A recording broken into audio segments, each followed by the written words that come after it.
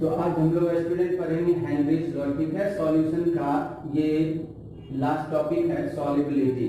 Solubility का मतलब क्या था बच्चों, हम आपको थोड़ा सा पहले सॉल्युबिलिटी के बारे में बता देते हैं। जैसे कि सॉल्युबिलिटी का मतलब क्या होता है कि हम किसी भी सॉलिड को भी सॉल्यूट में डिसॉल्व करते हैं, ठीक है। किसी भी गैस को भी हम लोग क्या करते हैं बच्चों, सॉल्वेंट के अंदर डिसॉल्व करते हैं। तो चूंकि सॉल्यूशन के बहुत टाइप होते हैं कि किसमें किसको मिक्स करते हैं उस बेसिस पे, लेकिन हम लोग को जो डिटेल से पढ़ना होता है बच्चों वो होता है सॉलिड इन लिक्विड, जो कि हम लोग पढ़ चुके हैं नॉन वोलेटाइल के केस में, लिक्विड इन लिक्विड जो कि हम लोग पढ़ चुके हैं वोलेटाइल दोनों कंपोनेंट होंगे। और एक लास्ट टॉपिक होता है हमारा ये कि जब हम किसी गैस को किसी लिक्विड में डिसॉल्व करते हैं, तो जब आप सॉलिड को लिक्विड में डिसॉल्व करते हैं या लिक्विड में लिक्विड को मिक्स करते हैं, तब वहां पे हमारा काम करता है रॉल्स लॉ, ठीक है। और जब हम किसी गैस को किसी लिक्विड में डिसॉल्व करते हैं तब हमारा कहलाएगा हेनरीज लॉ। वहां पे जो हम लोग डीलिंग करते हैं वो हेनरीज लॉ के अनुसार करते हैं। तो ये जो सॉल्युबिलिटी टर्म है बच्चों, ये स्पेशली है क्या? सॉल्युबिलिटी टर्म का मतलब है कि जब हम किसी पार्टिकुलर टेम्परेचर पे, जब हम किसी पार्टिकुलर टेम्परेचर पे, ठीक है, किसी भी सॉलिड को डिसॉल्व करते हैं तो वहां पे एक अमाउंट डिसॉल्व होगा। तो ये जो अमाउंट फिक्स किया गया बच्चों वो बताया ये गया है कि जब हम किसी पार्टिकुलर टेम्परेचर पे 100 ग्राम सॉल्वेंट के अंदर, 100 ग्राम सॉल्वेंट के अंदर जितना ग्राम सॉल्यूट को हम डिसॉल्व कर पाएंगे सैचुरेटेड सॉल्यूशन बनाने के लिए, वही हमारा क्या कहलाएगा बच्चों, उसका सॉल्युबिलिटी कहलाएगा उस पार्टिकुलर टेम्परेचर पे। क्योंकि सॉल्युबिलिटी जो होता है बच्चों वो टेम्परेचर के ऊपर डिपेंड करता है, ठीक है, टेम्परेचर के ऊपर डिपेंड करता है। किसी किसी सॉलिड के केस में ऐसा होता है कि टेम्परेचर बढ़ाने से उसका सॉल्युबिलिटी बढ़ेगा, और कुछ ऐसे भी सॉलिड होते हैं जिसके टेम्परेचर को बढ़ाने पे उसका सॉल्युबिलिटी घट जाता है। तो डिपेंड करता है बच्चों कि उस सॉलिड का जो सॉल्युबिलिटी है सॉल्यूशन में हम लोग जब डिसॉल्व कर रहे हैं तो वो किस तरह का प्रोसेस शो करता है, एक्सोथर्मिक करता है या इंडोथर्मिक करता है। इसके आधार पे हम डिसाइड करते हैं कि टेम्परेचर का क्या उसके ऊपर इफेक्ट होगा, ठीक है बच्चों। तो वही चीज अगर हम गैस के केस में देखें तो गैस का जो डिसोल्यूशन होता है बच्चों उसमें ये देखा गया कि आप जब भी टेम्परेचर को बढ़ाओगे, जब भी आप टेम्परेचर को बढ़ाओगे तो इसका सॉल्युबिलिटी क्या हो जाएगा बच्चों, घट जाएगा, ठीक है। आप इसको लीच एटोरियल प्रिंसिपल से भी समझ सकते हैं, क्योंकि ये सॉल्यूशन जो होता है वो भी एक इक्विलिब्रियम मेंटेन करता है, ठीक है, डिसोल्यूशन। तो आप जब भी एक्सोथर्मिक रिएक्शन की बात करेंगे तो टेम्परेचर बढ़ाते हैं, तो टेम्परेचर बढ़ाने से क्या होगा बच्चों, एक्सोथर्मिक रिएक्शन का टेम्परेचर बढ़ाने से हीट बढ़ जाएगा, और हीट बढ़ेगा तो वो रिएक्शन क्या हो जाएगा, वैक्यूम तरफ आएगा। इसका मतलब है कि वहां सॉल्यूशन का, ये गैस का सॉल्युबिलिटी क्या हो जाएगा बच्चों, घट जाएगा। तो टेम्परेचर का हम लोग वेरिएशन नहीं देखते बच्चों, ठीक है, हमें इसके ऊपर देखना किसका वेरिएशन, प्रेशर का वेरिएशन। तो सॉल्युबिलिटी आपको समझ में आ गया है, और इसके कुछ फैक्टर होंगे, और ये फैक्टर किसके ऊपर डिपेंड करता है, तो सॉल्युबिलिटी सॉल्यूट के नेचर पे भी डिपेंड करेगा, सॉल्वेंट के नेचर पे भी डिपेंड करता है, क्योंकि एक प्रिंसिपल आता है like dissolves like. Like dissolves like का जो बच्चों प्रिंसिपल वो ये कहता है कि जिस नेचर का कहने का मतलब है कि जिस type of force of interaction solid molecules के बीच में होंगे, और अगर उसी टाइप का force of interaction solvent molecule के बीच में है तो वो दोनों सेम नेचर के कहलाएंगे, और सेम नेचर के सॉलिड सॉल्वेंट एक दूसरे में क्या होता है, इजी वे में मिक्स हो जाते हैं, डिसॉल्व हो जाते हैं। इसलिए एक प्रिंसिपल बनाया गया लाइक डिसॉल्व्स लाइक, मतलब जिस नेचर का सॉल्यूट होगा वो उसी नेचर के सॉल्वेंट में सॉल्युबल होते हैं, डिसॉल्व होते हैं। मतलब कि अगर कोई पोलर सॉल्यूट है, ठीक है बच्चों, पोलर सॉल्यूट जैसे आप कोई सॉल्ट ले लेते हैं तो वो वाटर के अंदर बहुत तेजी से डिसॉल्व हो जाता है। कारण क्या है कि वाटर भी पोलर सॉल्वेंट है, ठीक है, तो वहां पे उसका आयन का सेपरेशन बहुत आसानी से हो जाता है। और अगर आप कोई नॉन पोलर सॉल्वेंट ले ले, ठीक है, तो उसको वाटर में डिसॉल्व करेंगे तो वो नहीं हो पाता है, क्योंकि अब उसे उसी नेचर का सॉल्वेंट चाहिए होता है। मतलब जिस टाइप का फोर्स ऑफ इंटरेक्शन वहां पे चाहिए सेम तरह का फोर्स ऑफ इंटरेक्शन सॉल्वेंट में भी होना चाहिए। और फोर्स ऑफ इन्फ्लेक्शन का आइडिया हम आपको आइडियल सॉल्यूशन पढ़ाते समय दे रखे हैं, आप वहां पे जाके एक बार देख लें कि कैसे हम लोग फोर्स का नेचर डिसाइड करते हैं। तो बच्चों हम लोग शुरू करेंगे इसका मैथमेटिकल पार्ट जो है हेनरीज लॉ।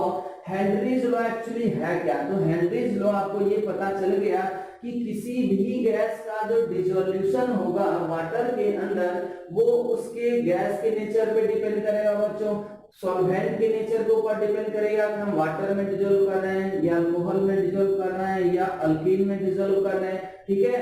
और टेम्परेचर के ऊपर डिपेंड करेगा, जैसे जैसे आप टेम्परेचर बढ़ाते हैं गैस का सॉलिबिलिटी क्या होता है बच्चों, घट जाता है। जो गैस डिसॉल्व हो चुका वो क्या हो जाएगा, वापस उड़ने लगेगा, गैस वहां से एस्केप करेगा। जैसा कि आप देखते हो कोल्ड ड्रिंक्स के अंदर, कोल्ड ड्रिंक्स के अंदर क्या होता है कि जब वो फ्रिज में रखा हुआ रहता है तो टेम्परेचर लो होता है, तो उसमें जो CO2 गैस होता है बच्चों वो उसके अंदर डिसॉल्व होता है। लेकिन जैसे ही आप बाहर लाते हैं तो वहां से क्या होता है, बबल्स निकलना शुरू होता है, क्योंकि जहां पे वो फ्रिज में रखा हुआ जो आप बाहर लाए तो बाहर का टेम्परेचर बढ़ गया है, इसलिए जो उसके अंदर गैस डिसॉल्व हो वो क्या हो जाएगा बच्चों, वहां से एस्केपिंग टेंडेंसी उसका बढ़ जाएगा, वो धीरे धीरे करके निकलने लगेगा।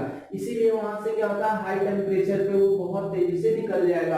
और अगर गर्मी के दिनों में देखेंगे तो उसका जो खाली स्पेस होता है वहां वेपर्स फॉर्म हो जाता है। इसका मतलब कि हाई टेम्परेचर पे अगर वो बाहर रखा हुआ फ्रिज से तो वहां से सारा गैस क्या हो गया, एस्केप कर गया है, और जो खाली जगह उसके ऊपर क्या हो गया, ऑक्यूपाई कर गया। और अगर वही आप उसका ढक्कन खोल देंगे तो क्या हो जाएगा, एस्केप कर जाएगा।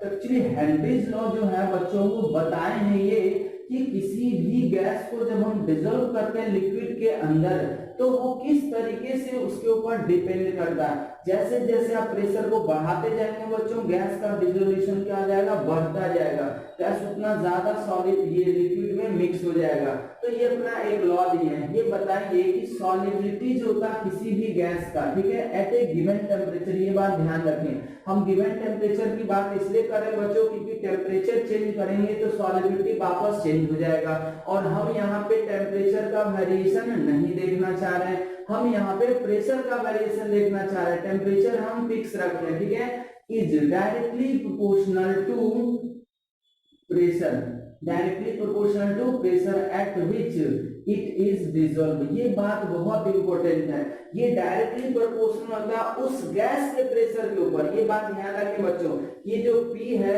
उस गैस का प्रेशर होगा जिसको आप वाटर के अंदर डिसॉल्व कर रहे हैं। ये नहीं लेना है कि वो गैस का क्या कंटेंट है, जैसे कि मान लीजिए हमारे पास एयर है तो एयर में तो बहुत सारा गैस है, तो अगर हम किसी कंटेनर में एयर कलेक्ट किए हैं तो मान लीजिए एयर अगर वो उस कंटेनर में 10 atm का प्रेशर लगा रहा है, कितने atm का प्रेशर लगा रहा है, 10 atm का प्रेशर अगर वो एयर लगा रहा तो वो एयर में तो नाइट्रोजन भी है बच्चों, ऑक्सीजन भी है, आर्गन भी है, और भी बहुत सारे गैस है।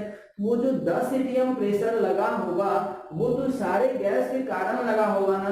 अब अगर आपको बोला जाए कि उस एयर से सिर्फ नाइट्रोजन गैस वाटर के अंदर डिसॉल्व हो रहा तो क्या आप यहाँ पे पूरे एयर का प्रेशर रखेंगे या उस गैस में एयर मिक्सचर में जो नाइट्रोजन अकेला प्रेशर लगा रहा होगा वो रखेंगे। तो पहले आपको डाल्टन्स लॉ पार्शियल प्रेशर के अनुसार पहले ये निकालना पड़ेगा कि वहां पे नाइट्रोजन गैस का इंडिविजुअल प्रेशर कितना था।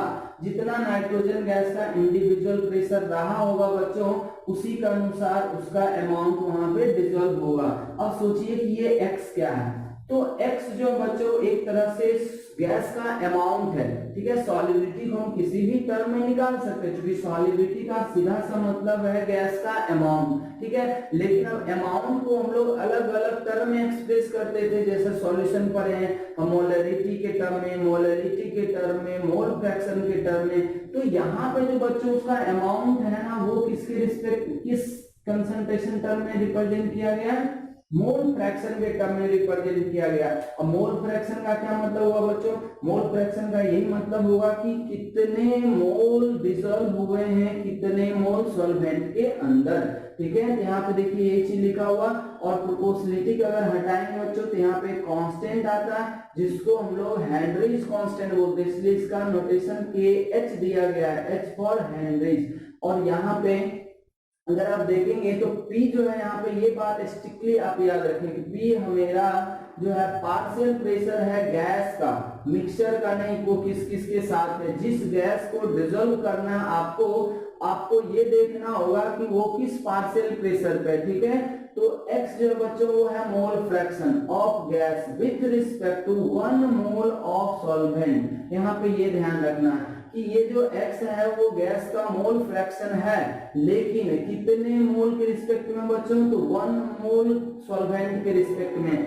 या आप ऐसे भी कर सकते हैं इसको कि मोल ऑफ गैस ही है 1 मोल H2O में, कि 1 मोल H2O के अंदर कितना मोल गैस डिसॉल्व हो रहा है, यही यहाँ पे इसका सॉल्युबिलिटी है, ठीक है। तो ये हमारा बेसिक फॉर्मूला बच्चों, इसी से हम सारे सवाल को बनाते हैं, इसी से हम लोग क्या करेंगे बच्चों, सारे सवाल को बनाएंगे। बस आपको थोड़ा सा यहाँ पे ध्यान रखना होगा कि ये जो मोल फ्रैक्शन है वो अलग अलग टर्म में भी हम एक्सप्रेस कर सकते हैं, मास के टर्म में भी कर सकते थे, मोलरिटी के टर्म में भी कर सकते हैं, मोलरिटी के टर्म में भी कर सकते हैं। बस आपको ये याद रखना कि अभी फिलहाल ये मोल फ्रैक्शन के टर्म में और 1 मोल सॉल्वेंट के रिस्पेक्ट में है। चलिए तो ये तो हम लोग सवाल बनाएंगे तो आपको इस इक्वेशन का मतलब बताएंगे, और ये भी है बच्चों कि ये इक्वेशन हर एक इंडिविजुअल गैस पे लगेगा। मान लीजिए आप एक मिक्सचर लिए, वहां पे 2 गैस है, ठीक है, 2 गैस है, तो 2 गैस मिला के टोटल प्रेशर लगा रहा हूँ बच्चों, उस मिक्सचर को आप डिसॉल्व कर रहे हैं। तो जब मिक्सचर को आप डिसॉल्व कर रहे होंगे तो मिक्सचर पे ये फॉर्मूला नहीं लगेगा, पूरे मिक्सचर के लिए फॉर्मूला नहीं लगेगा, क्योंकि यहाँ पे ये जो है वो इंडिविजुअल गैस का है। तो 10 atm का अगर प्रेशर पूरा मिक्सचर लगा रहा होगा, पहले आप ये निकालें कि वहां पे एक गैस कितना प्रेशर लगा रहा है, तो उस गैस का प्रेशर, फिर उसका आपको सॉल्युबिलिटी आएगा। फिर देखिए दूसरा गैस कितना प्रेशर लगा रहा है, तो दूसरा गैस का ये प्रेशर, फिर उसका सॉल्युबिलिटी आएगा। तो बच्चों ये फॉर्मूला हमेशा इंडिविजुअल गैस पे लगेगा, या पैसे याद रखें, जो गैस डिसॉल्व होगा वाटर के अंदर उसके ऊपर ये फॉर्मूला हम लगा देंगे, ठीक है।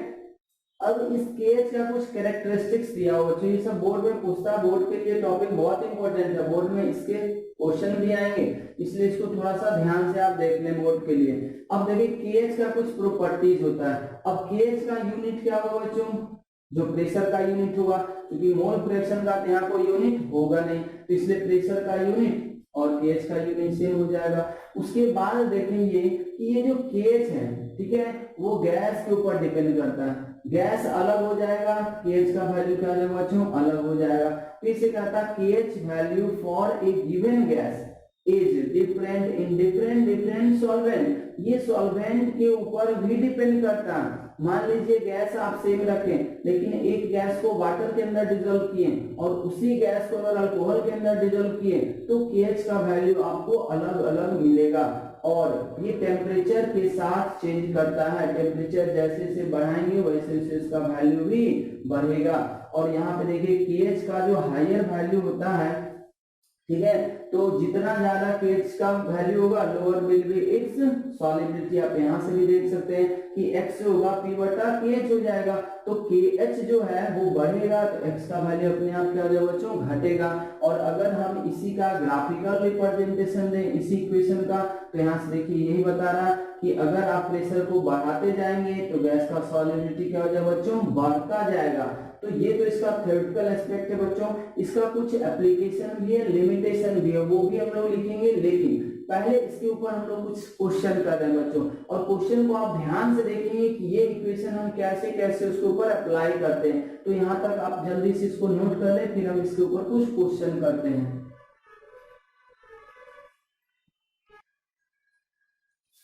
देखिए बच्चों इसके ऊपर जो क्वेश्चन है, ठीक है, पहले हम लोग ये क्वेश्चन कर लेते हैं।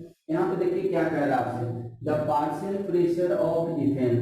सब बच्चों हम एक ही फॉर्मूला बनाते हैं, ठीक है, और वो क्या हुआ हमारा, तो partial pressure directly proportional to क्या होता है, x मतलब p directly proportional to x, मतलब ये ऐसा हो जाएगा, ठीक है। अब देखिए कैसे कैसे लगाना है ये फॉर्मूला, आप थोड़ा सा ध्यान से देखिए, हम लोग और भी अगर क्वेश्चन कर लेंगे इसके ऊपर।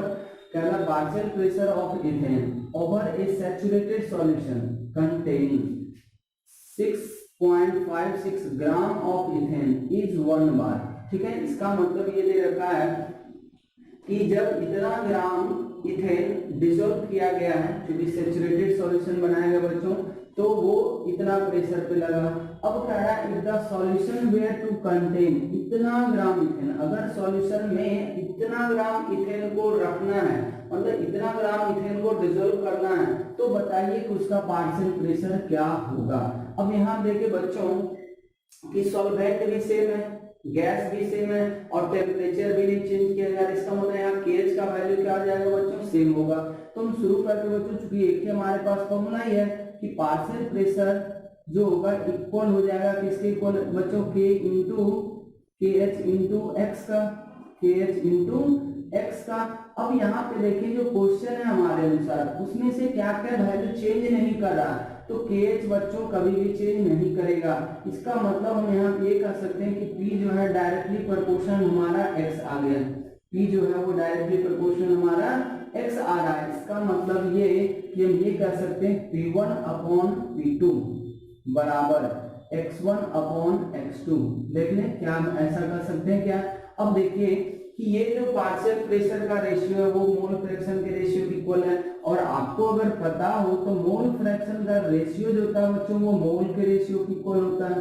मोल फ्रैक्शन का जो रेशियो बच्चों वो किसके इक्वल होगा, मोल फ्रैक्शन का रेशियो और मोल का रेशियो इक्वल होगा, क्योंकि आप x1 को क्या लिखेंगे n1 upon n1 plus n2, ठीक है। फिर ये x1 हो जाएगा, x2 को आप क्या लिख सकते हैं बच्चों, n2 डिवाइडेड बाय या n1 डैश कर देते हैं, n1 dash divided by n1 dash plus n2, ठीक है, क्योंकि मास ऑफ सॉल्वेंट तो चेंज नहीं हो रहा है, ठीक है। तो इस तरीके से अगर डिवाइड कर देंगे तो ये और ये तो कट ही जाएगा, n1 अपॉन n1 डैश या n1 अपॉन n2 आ जाएगा। अब यहाँ से भी सोचे बच्चों कि अगर आप P1 अपॉन P2 करते हैं तो आप ये मोल किसका होगा, मोल ऑफ इथेन होगा। ये किसका है मोल बच्चों, मोल ऑफ इथेन होगा। बस फर्क क्या होगा कि ये इथेन का ही मोल है सॉल्वेंट के अंदर जब प्रेशर उसका कितना रहा होगा P1, ये सॉल्वेंट के अंदर इथेन का ही मोल है जब उसको हम लोग P2 प्रेशर पे डिसॉल्व करेंगे। तो मोल का जो रेशियो होगा बच्चों क्या वो मास के रेशियो की इक्वल नहीं हो जाएगा क्या, क्योंकि मोल बराबर क्या आप लिखते हैं, मोल बराबर क्या लिखते हैं, मास अपॉन GMM। तो आप सोचिए सब्सटेंस तो दोनों एक ही है ना, इथेन ही है दोनों, तो GMM क्या आ जाएगा बच्चों, कट जाएगा। तो इसीलिए फाइनली हमारा ये आ गया रिलेशन। अब यहाँ से देख लें आपको सवाल बन जाएगा, हम इसको यहाँ पे पुट कर दे रहे हैं। P1 का वैल्यू कितना बच्चों, 1 बार, P2 नहीं पता है। जब 1 बार प्रेशर था तो उस समय कितना ग्राम इथेन डिसॉल्व हो चुका था, तो 6.56 गुना 10 टू द पावर -3 ग्राम। अब P2 प्रेशर पे कितना डिसॉल्व हो चुका बच्चों, 5 इंटू 10 टू द पावर -2 ग्राम। तो यहाँ से आप P2 आराम से निकाल सकते हैं बच्चों, और यही हमारा क्या हो जाएगा, आंसर हो जाएगा, ठीक है। तो देखिए बहुत ही आसान सवाल होता है हेनरीज लॉ का, बस आपको ये इक्वेशन लगाने आना चाहिए। और इक्वेशन लगाने में हम बार बार रिपीट कर रहे हैं कि ये P पार्शियल प्रेशर होता है गैस का, जिस गैस को आप डिसॉल्व करने वाले हैं। ये X जो है मोल फ्रैक्शन है उस गैस का लिक्विड के अंदर जो डिसॉल्व हुआ है, ठीक है। तो इस तरीके से हम लोग इसको कर सकते हैं। अब इसको जल्दी से नोट करें, फिर हम लोग नेक्स्ट लेते हैं क्वेश्चन। इसको मिटा दें, चलिए इसको हम लोग कर ले रहे हैं।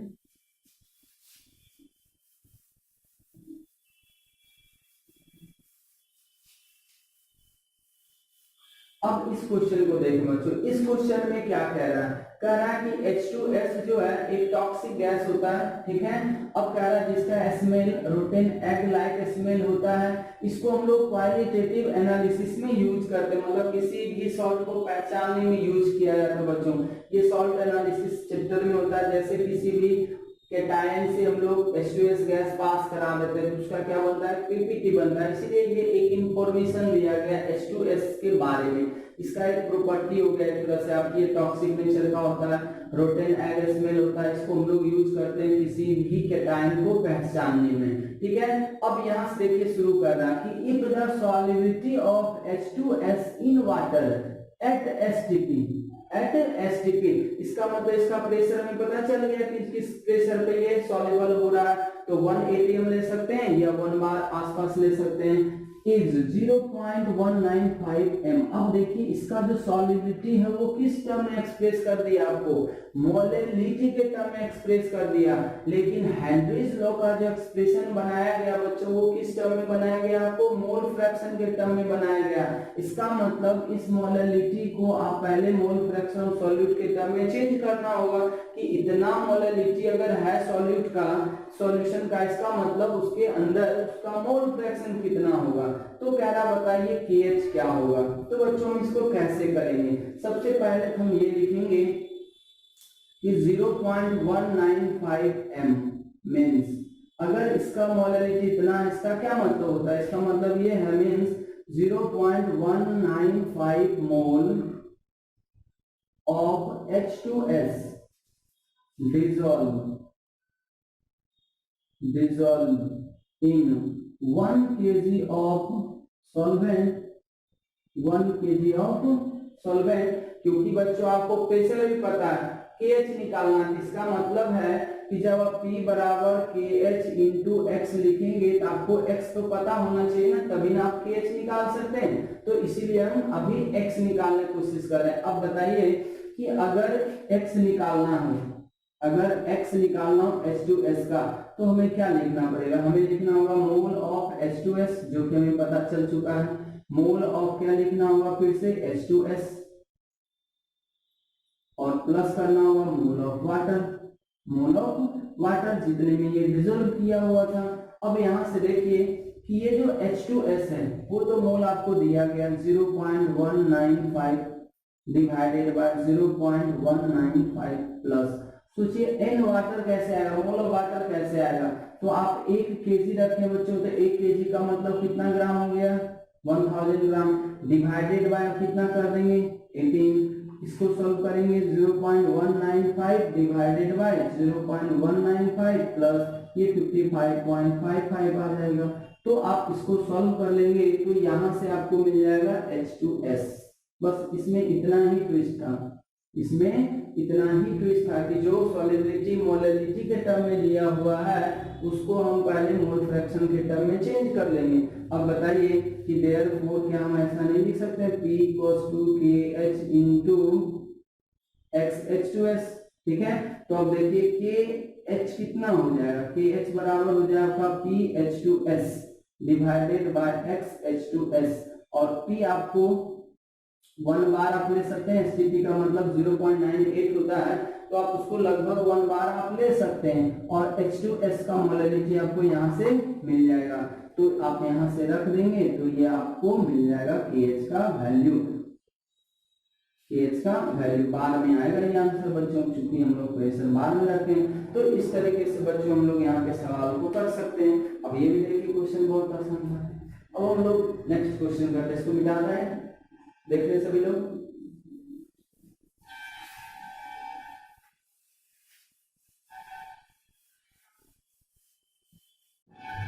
अब इस क्वेश्चन के ऊपर आए बच्चों, इस क्वेश्चन में आपसे क्या पूछा जा रहा है, इसमें कह रहा है कि Henry's law constant for solubility of N2 at 298 kelvin is इतना। इसका मतलब क्या होगा बच्चों, हमें कि N2 दे रखा, मतलब हेनरीज लॉ जो है N2 गैस का दे रखा है। अब देखिए कह रहा है mole fraction of N2 in air. अब देखिए ये डाटा क्यों दे रखा है, mole fraction of N2 in air is 0.8, मतलब कि 0.8 मोल फ्रैक्शन एयर में। अब देखिए कह रहा है calculate the number of moles of N2। अब ध्यान दे बात को, आपसे क्या पूछा है, मोल्स ऑफ N2 पूछा है फ्रॉम एयर। किससे पूछ रहा है, फ्रॉम एयर, मतलब कि हम नाइट्रोजन गैस को डायरेक्ट वाटर के अंदर डिसॉल्व नहीं कर रहे हैं। नाइट्रोजन गैस का जो सोर्स है बच्चों वो क्या लिया गया है, एयर लिया गया। अब सोचिए एयर से आपको नाइट्रोजन गैस को डिसॉल्व करना है, इसमें वाटर के अंदर, कितने मोल वाटर के अंदर, 10 मोल वाटर के अंदर एट 298 केल्विन एंड 1 atm, ये 5 atm प्रेशर। अब यहाँ से सोचने वाली बात ये है, ये जो 5 atm प्रेशर है वो नाइट्रोजन गैस का है या एयर का है। तो ये तो क्लियरली लिखा हुआ बच्चों की फ्रॉम एयर, एयर से डिसॉल्व करना है, जो एयर 298 केल्विन पे रखा हुआ और 5 atm प्रेशर लगा रहा। तो अब सोचिए कि अगर ये 5 atm प्रेशर एयर लगा रहा है तो वहां पे नाइट्रोजन गैस कितना लगा रहा होगा, क्योंकि हम लोग जो फॉर्मूला लगाते हैं बच्चों P = KH × X में आपको बार बार रिपीट किया जा रहा है कि P उस गैस का होगा जो डिजोल्व हो रहा, तो एयर में तो बहुत सारी गैस है, डिजोल्व हो रहा है नाइट्रोजन, तो इसीलिए हमें पहले नाइट्रोजन का प्रेशर निकालना होगा, और इसीलिए बच्चों आपको ये दे रखा है, ठीक है। तो अब देखिए P एयर कितना बच्चों 5 atm है, ठीक है, और X_N2 कितना है, X_N2 इन एयर, ये गैस फेज में है बच्चों, ठीक है, ये आ रहा आपको 0.8, तो क्या हम पार्शियल प्रेशर ऑफ N2 निकाल सकते हैं, क्या Pn2 निकाल सकते हैं। डाल्टन्स लॉ पार्शियल प्रेशर से क्या बताया जाता है बच्चों, मोल फ्रैक्शन गुना टोटल प्रेशर, तो ये आ गया मोल फ्रैक्शन गुना टोटल प्रेशर, ठीक है, ये आपका आ रहा कितना 4 atm। इसका मतलब ये हुआ कि 5 atm पूरे एयर का प्रेशर था, उसमें अकेला N2 गैस कितना प्रेशर लगा रहा 4 atm, तो इसी 4 atm के ऊपर नाइट्रोजन गैस डिजोल्व हो रहा। तो अब आइए हम लोग करते हैं यहाँ पे सवाल को, Pn2 बराबर क्या लिखेंगे बच्चों, KH × X_N2। अब देखिए ये X_N2 ये वाला नहीं होगा क्योंकि ये डिजोल्व अमाउंट है, ठीक है, तो हम इसको X ही लिख देते हैं, चलिए X लिख दिए। अब बताइए Pn2 कितना हो गया 4 = KH कितना दिया हुआ बच्चों, KH दे रखा 10⁵ इंटू कितना हो जाएगा यहाँ पे X, इंटू क्या हो जाएगा X। अब यहाँ से X निकालें तो आएगा 4 × 10⁻⁵, क्योंकि हम लोग डिवाइड करेंगे। अब देखिए ये X तो आ गया, अब सोचिए ये जो X आया है वो मोल फ्रैक्शन आया, ये क्या आया बच्चों, मोल फ्रैक्शन आया, और मोल फ्रैक्शन के बारे में आपको क्या बताया गया था, मोल फ्रैक्शन के बारे में आपको क्या बताया गया कि ये इस इक्वेशन में जो मोल फ्रैक्शन होता है बच्चों, ये शो करता है कि 1 मोल वाटर के अंदर कितना मोल गैस डिजोल्व हुआ है। तो इसका मतलब ये हुआ कि ये जो X आया है उसके बारे में हम यही तो लिखेंगे कि that is 4 × 10⁻⁵ mole of N2 gas dissolved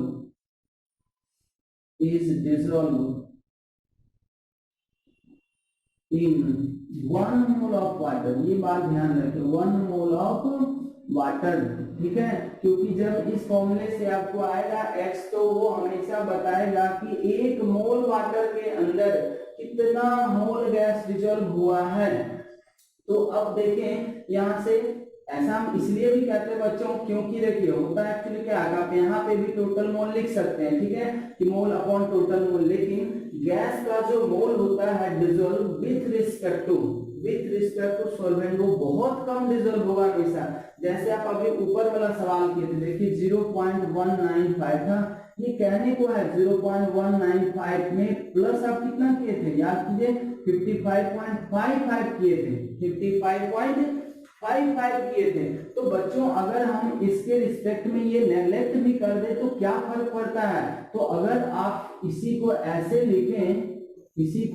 लिखें तो क्या आपको वही बात फिर से समझ नहीं आ रहा है, ये मोल्स ऑफ सॉल्यूट है, ये मोल्स ऑफ सॉल्यूट है पर मोल ऑफ सॉल्वेंट। तो इसीलिए बच्चों आप डायरेक्ट याद रखें कि इस फॉर्मूले से जो X आएगा वो मोल्स ऑफ सॉल्यूट आता है पर मोल ऑफ सॉल्वेंट, क्योंकि सॉल्वेंट के रिस्पेक्ट में गैस का जो मोल डिसॉल्व होता है वो बहुत कम होता है। इसीलिए मोल फ्रैक्शन को जब हम लिखते हैं ना मोल अपॉन टोटल मोल, तो टोटल मोल में हमेशा हम लोग सॉल्वेंट का मोल काउंट कर सकते हैं, ठीक है, अप्रोक्सीमेशन के तौर पे। तो इसीलिए हम लोग ऐसा बात यहाँ पे लिख रहे हैं, ऐसे तो यहीं पे लिखना होता है तो हम लोग क्या करते हैं मोल अपॉन टोटल मोल में mole of solid plus mole of solvent लिखते हैं, लेकिन मोल ऑफ सॉल्वेंट के रिस्पेक्ट में ये हमेशा बहुत कम होगा, इसीलिए हम लोग इग्नोर कर देते हैं। तो आप बच्चों डायरेक्ट ये बात याद रखें कि मोल जो आएगा यहाँ से मोल फ्रैक्शन वो गैस का मोल होगा, लेकिन कितने मोल के अंदर, 1 मोल सॉल्वेंट के अंदर। तो अब बताएं कि यहाँ पे कितना मोल सॉल्वेंट दिया हुआ था आपको, 10 mole, therefore in 10 mole of water 10 mole of water कितना हो जाएगा 4 × 10⁻⁵ इंटू 10 करेंगे तो ये कितना आ जाएगा बच्चों 4 × 10⁻⁵ मोल, इतना मोल गैस डिसॉल्व होगा, यही हमारा फाइनल आंसर हो जाएगा। तो बच्चों इस तरीके से हम हेनरीज लॉ के क्वेश्चन को कर सकते हैं, ठीक है, इसको आप लिख लें, हम और एक दो सवाल अब इसके ऊपर कर लेते हैं, ठीक है।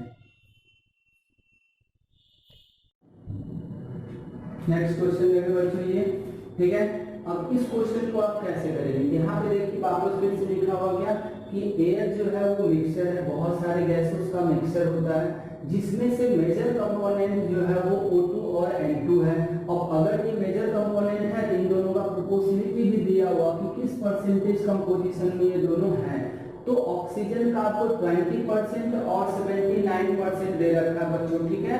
और बाकी जो बच रहा है वो कौन सा गैस रहा होगा, अदर गैसेस रहा होगा, ठीक। अब कह रहा है क्या कि अगर 10 atm प्रेशर पे हम लोग वाटर को, ये एयर को हम लोग क्या करते हैं, वाटर के साथ इक्विलिब्रियम में रखते हैं, मतलब अब यहाँ से हम लोग गैस को डिसॉल्व करते हैं। तो टोटल प्रेशर देखिए कितना हो गया बच्चों, 10 atm हो गया। तो ये जो 10 atm टोटल प्रेशर लग रहा होगा, उनमें से कुछ प्रेशर ऑक्सीजन भी लगा रहा होगा और कुछ प्रेशर नाइट्रोजन भी लगा रहा होगा। अब देखिए आपको दोनों ही गैस का एक पार्टिकुलर टेम्परेचर पे KH का वैल्यू दे रखा है, mmHg में दे रखा है बच्चों। तो कह रहा है कि बताइए किस गैस का कितना कंपोजिशन डिसॉल्व होगा वाटर के अंदर। तो सबसे पहला बच्चों हमें यही ध्यान रखना है कि P जो होता है वो KH into X होता है। इसका मतलब कि अगर हमें यहाँ XO2 लिखना होगा तो यहाँ पे PO2 लिखना होगा, ठीक है बच्चों।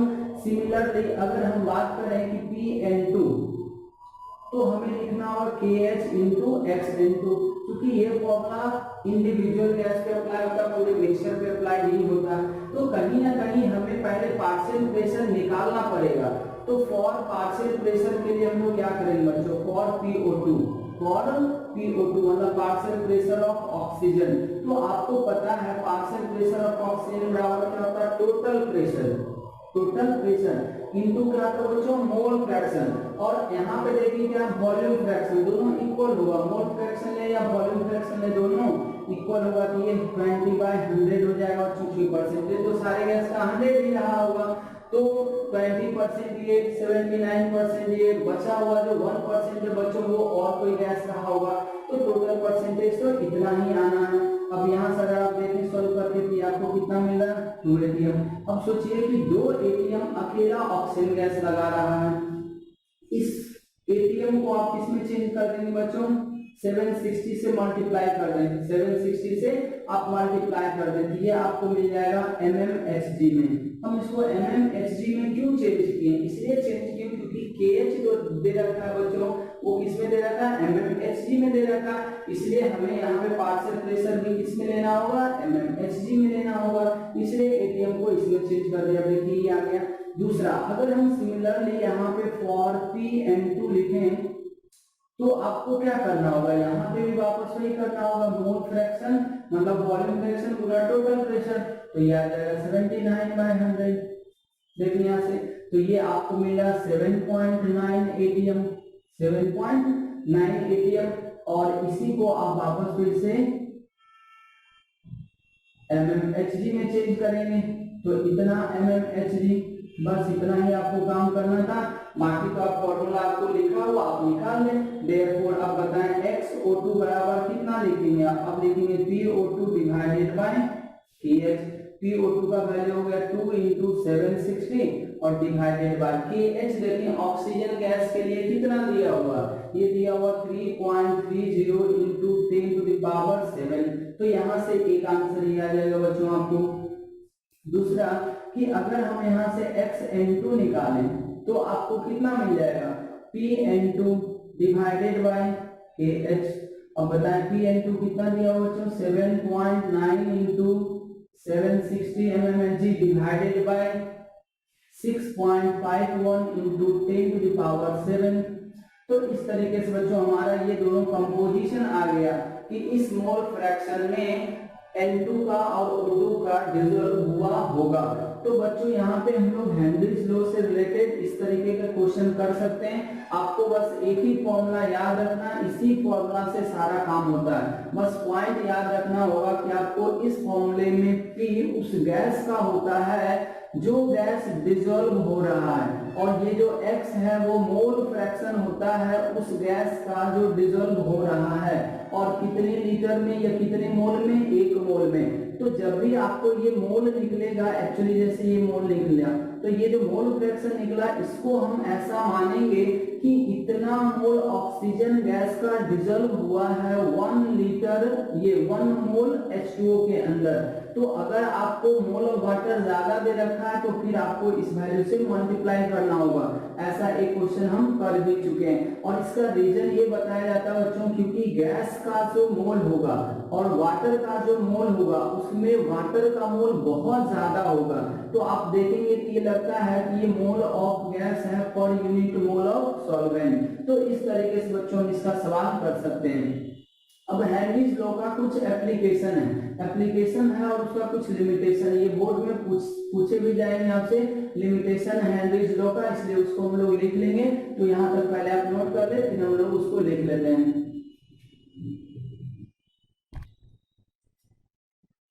अब देखिए बच्चों, इसी को हम लोग क्या होता है, लिमिटेशन ऑफ हेनरीज लॉ। ये कुछ बातें हैं जो आपको याद रखना है, ठीक है। जैसे देखिए इसमें क्या कह रहा है कि लिमिटेशन है कि इन सब कंडीशन में हेनरीज लॉ फॉलो नहीं होते हैं। गैस का प्रेशर बहुत ज्यादा हाई नहीं होना चाहिए, ठीक है।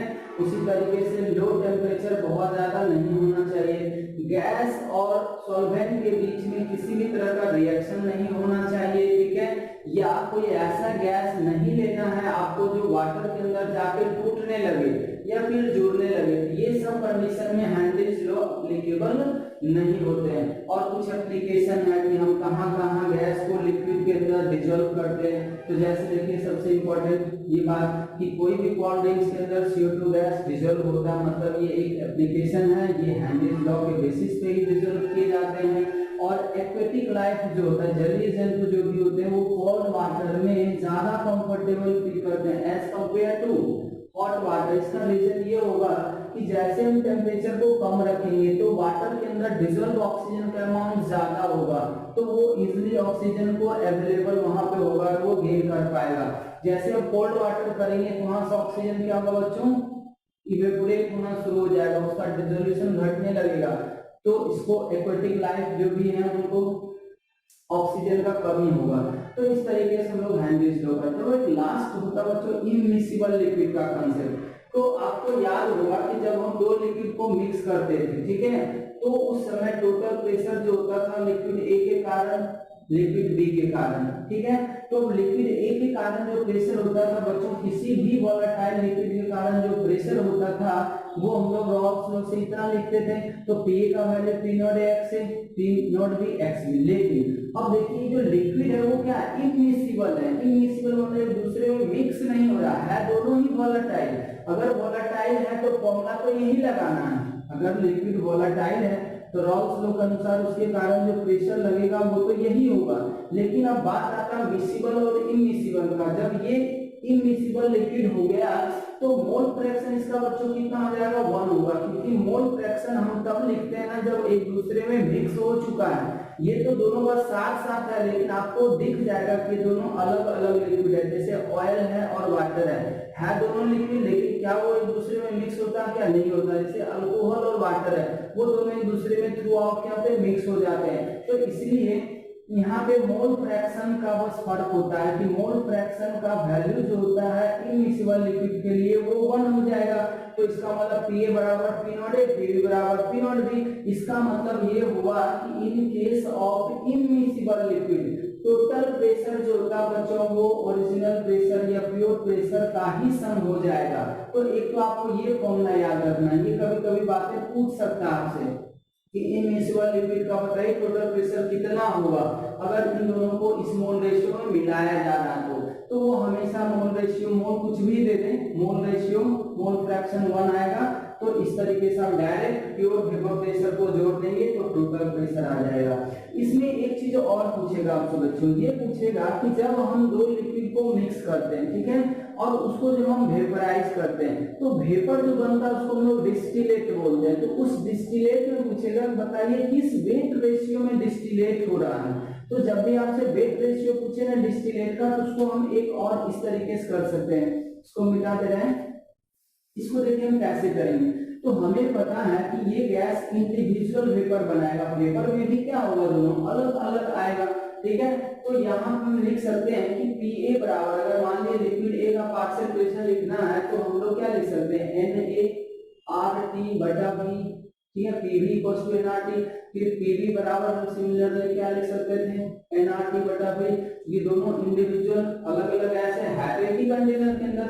तो यहाँ से अगर आप देखें बच्चों तो Pa/Pv जो आएगा वो आपको मिल जाएगा Na/Nv, और Pa/Pv का अगर आप रेशियो लेंगे यहाँ से तो वो आपको मिल जाएगा P0A/P0V। अब देखिए ये Na/Nv, और ये Na/Nv क्या है, वेपर फेज में ही दो मोल फ्रैक्शन है ना, जिसको हम लोग डिस्टिलेट बोलते हैं। तो अगर यहाँ से आप वेट देखेंगे, वेट रेशियो का निकालना हो आपको डिस्टिलेट फॉर्म में, तो P0A/P0V बराबर, अब मोल के बदले अब क्या लिखेंगे बच्चों, मास अपॉन मॉलिक्यूलर मास, ठीक है, divided by mass upon molecular mass, यहाँ पे A होगा। तो अगर हम यहाँ से देखें तो P0A अपॉन P0V बराबर, यहाँ पे आप Ma/Mv लिख सकते हैं, इनटू करना होगा आपको Mv/Ma। स्मॉल ma जो है बच्चों वो मास है, कैपिटल Ma वाला मॉलिक्यूलर मास है, ठीक है। तो अब यहाँ से अगर आप गौर से देखें तो Ma/Ma/Mv बराबर आपको कितना मिल जाएगा, तो ये मिल रहा होगा P0A/P0V इंटू